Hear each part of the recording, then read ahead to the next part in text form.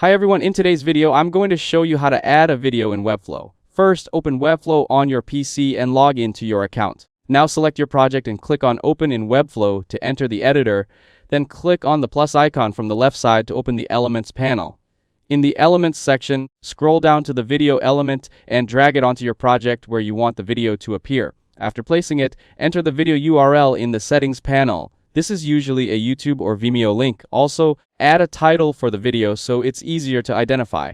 Next, click on Show All Settings to expand more options. Now move to the right side and select or create a class or tag to style your video. Then adjust the layout, spacing, and size to position the video correctly on your page.